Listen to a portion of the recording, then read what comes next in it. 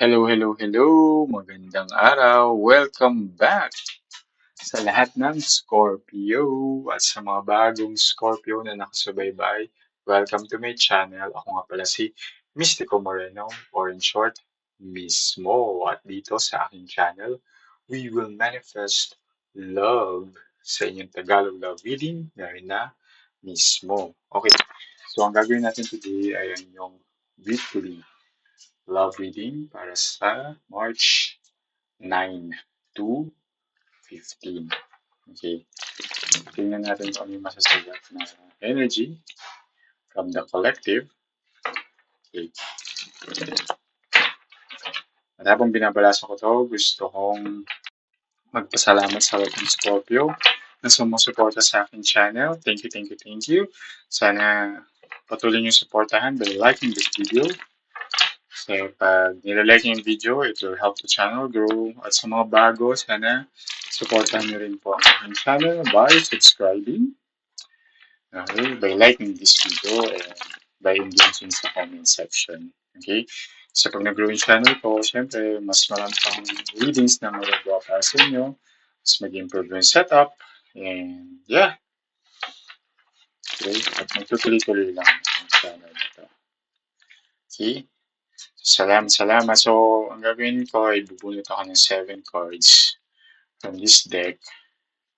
And then the 7th card for the 7 days. 1, 2, simulan na natin. Knight of Swords. Ooh, Ace of Wands. 7 of Swords. King of Pentacles. Queen of Wands.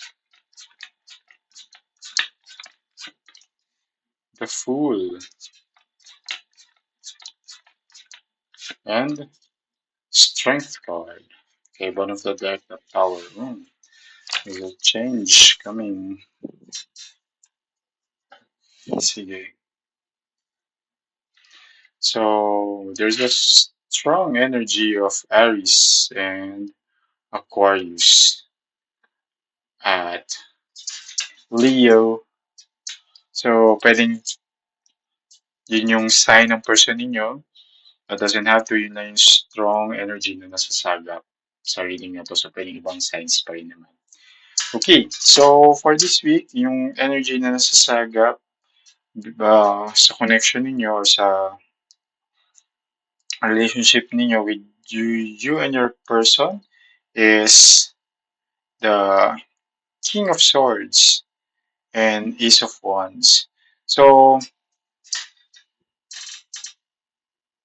yeah, there's a good communication. Very responsible naman kayo when expressing everything about love, about the relationship uh, in words. Parang nako-communicate nyo siya, whatever you feel, whatever you want, whatever you desire, ano man yung parang gusto nyong kantungan ng relasyon, kung may mga gusto kayong ayusin, may gusto kayong uh, aspeto ng relationship na i-keep. Okay?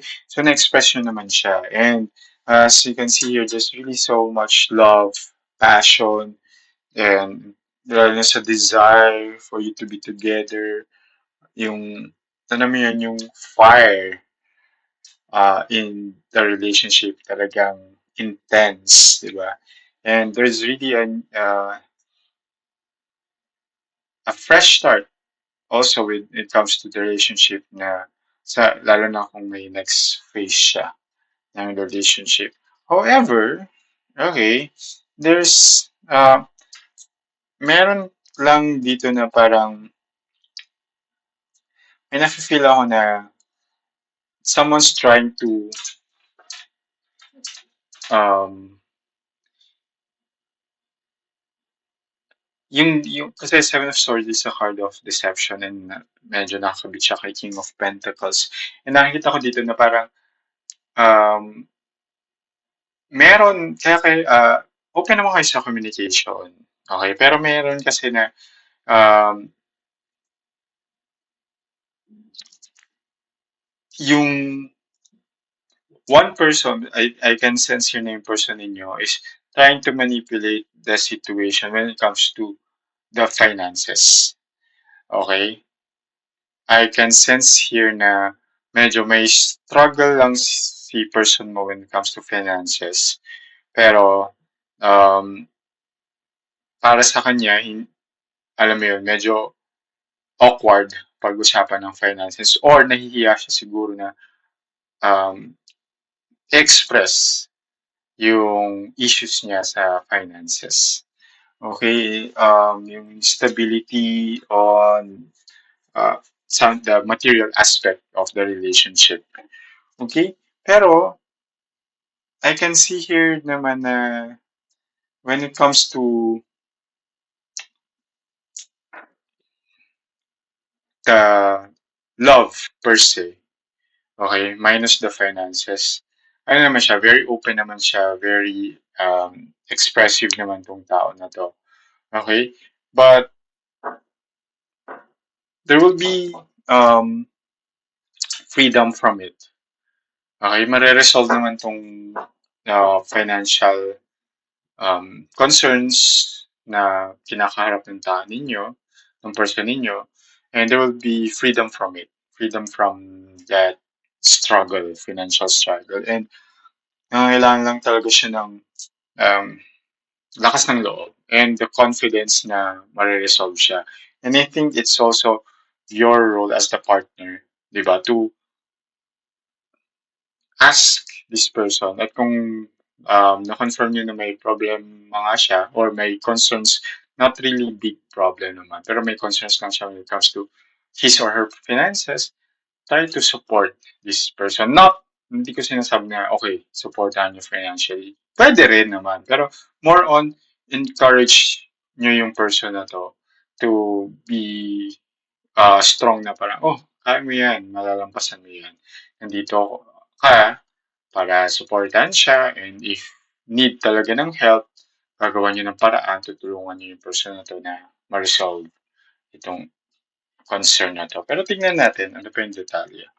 Okay, and habang binabasa ko to, gusto kong i-remind ang lahat that this is a collective reading. So, this may or may not resonate sa inyo. Kapag hindi siya nag-resonate, huwag pilitin. Ibig lang sabihin, hindi ka nasagap yung energy ninyo sa reading na to. So, abangan nyo na lang yung mga susunod ko pang reading or panoorin niyo yung mga past videos. Baka isa doon mag-resonate. Yeah, it's very important first na makasubscribe kayo para updated kayo sa mga post ko pang video.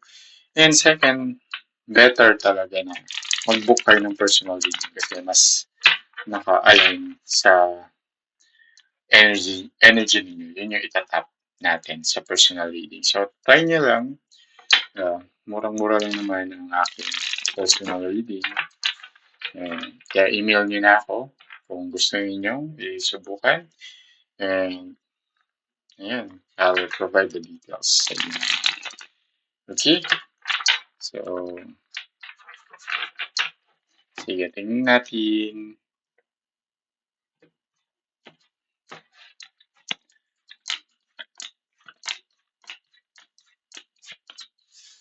Okay, Ten of Wands. Oh, Five of Cups. The Hanged Man. Ten of Coins.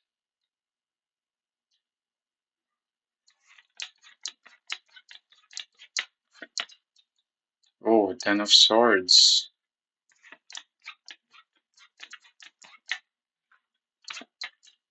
And Eight of Cups. What if the deck? Seven of Coins. Okay. Sige. Yeah, struggling. May burden nga itong dinadala yung person mo. Na despite being expressive and open sa ibang aspeto ng life niya pagdating sa finances. Kasi minsan may mga tao talaga na syempre out of pride na parang 'di ba? lalo na pag-usapang pera, minsan nahirap din talaga siyang i-bring up sa relationship kasi, di ba, baka masabi na, oh, ganyan, um, kala ko okay, hindi naman pala, di ba? Pero, yeah, nai-struggle and it something talaga sa money is making your person, alam mo yun, sad. And kailangan niyang bigyan niyo siya ng time to resolve this. Okay? Supportan niyo siya. Bigyan niyo siya ng time to solve, uh, support niyo siya. Bigyan niyo siya ng time to work on this. Okay? Kung kailangan niya ng space, okay, ibigay niyo muna sa kanya para ma-resolve niyo to. Kasi itong uh, 10 of coins is also, ayun, para maging stable na ulit. Kung kailangan niya ng time na magtrabaho pag-ipunan or yung mga bagay-bagay na sa relasyon ninyo nangangailangan ng finances, let this person resolve it. Okay? Kung gusto niyo siyang tulungan, tulungan niyo. Pero kung sabi niya na hindi kaya ko to, supportan niyo lang siya. Allow this person na makapag-ipon, magtrabaho, ayusin, i-resolve ito. Kasi, yeah, it's um, causing some, alam mo yun, yung may sense of failure kasi pag hindi niya na-resolve to eh. And kung hindi niya rin siya susuportahan, it might really fail and it might end up into letting go or walking away from the situation. And for sure, ayaw nyo namang mangyari yun just because of money, because of finances, because of this issue and concern. Kasi mahal nyo yung isa't isa. Pero kung, di ba, tulungan nyo itong person na maging free from those um, burden na kinakaharap niya. As a partner din, syempre, di ba, kailangan nyo magbigay ng full support. Okay? Kasi if hindi, di ba, at magpatuloy itong struggle niya, baka in the end is bumitaw siya kasi. So, kailangan din full support from you. Kasi itong tao na to, ayaw niya mag-fail. Okay? And because if mag-fail, baka, di ba, maging kosto ng pag-let go and pag-walk away from the connection. So, supportan nyo lang. Tingnan natin ano ba yung advice ni universe din sa connection na to. I'm just reading the energy, okay? So, kung hindi siya nag-resonate sa inyo, diba? Pilitin. And if nag-resonate siya, this is a guidance na at least para mas save din itong relationship.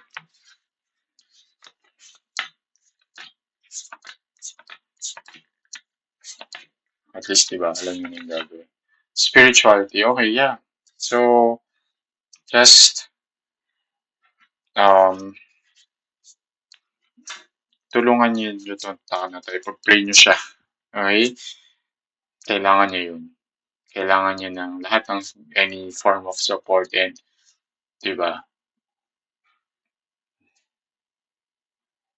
para magkaroon din siya ng ma-uplift din yung ano niya, sense of pride din ba? Ma-uplift din yung spirit niya na okay, kaya ko nga to, kaya ko to. Kasi kakayanin niya and you really have to be there to support and maging source ng kanyang strength when it comes to resolving this. Okay? So, sana nakatulong itong reading na to. And abangan nyo na lang yung mga susunod ko pang reading. Dito lang sa akin channel. Ako si Mystico Moreno. Kita kits. Dito lang mismo. Ingat.